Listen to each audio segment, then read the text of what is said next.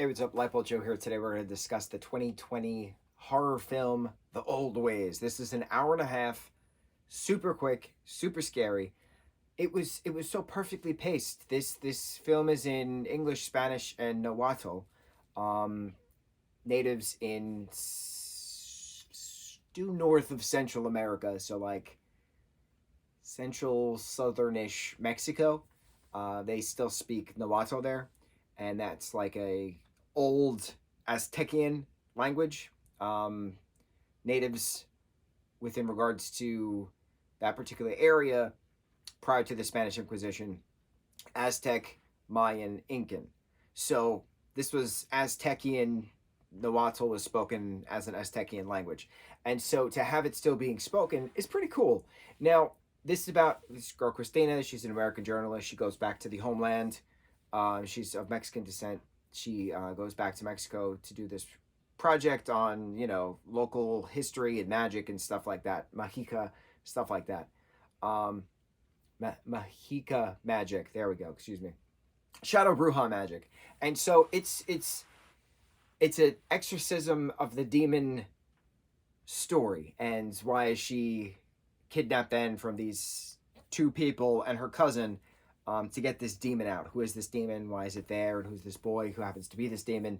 Stuff, right? Stuff. And then she decides to be the next chieftain, the head priestess in charge, continuing on the old ways, because the old ways died with the old woman after the battle.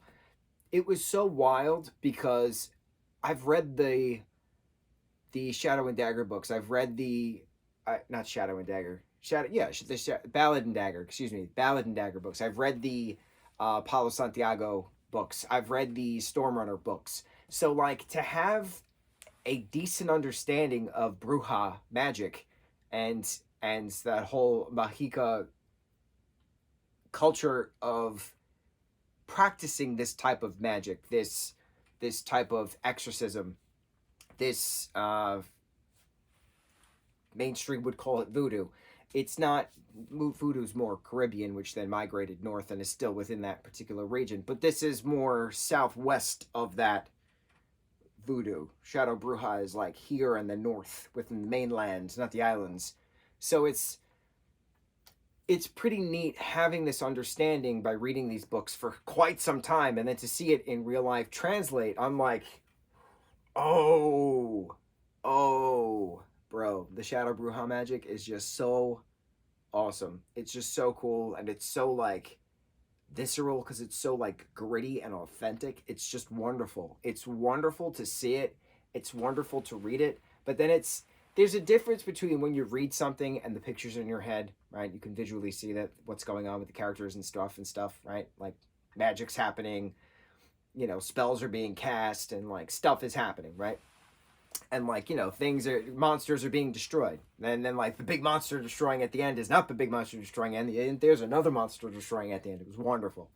But then to see it in a film on a giant platform like Netflix is just super cool, because it's a thing that most people don't know exists. And I mean, everybody knows what voodoo is, right? Voodoo, witchcraft, and all that mainstream stuff. But Bruja magic is not mainstream.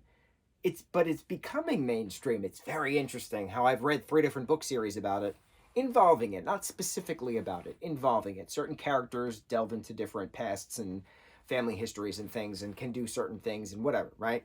The Aztec Mayan gods and goddesses are a part of this, those things as well. But then there's the actual like Shadow Realm stuff, and then like stuff, right? Stuff, underworld stuff. So to have these demons come through with regards to this project, it was just so wild. The character design was just flawless. It was just so creepy and disturbing and visceral. That's the word that just keeps coming back to my mind. Visceral. It was a very visceral production.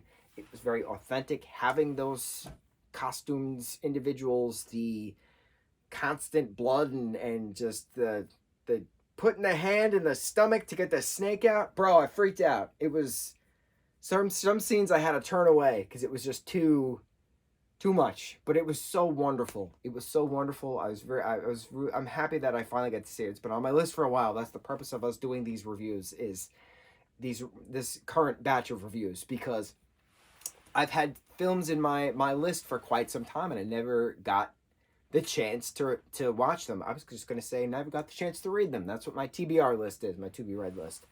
So Bruja Magic, bro, like wild. I'm very excited to see more.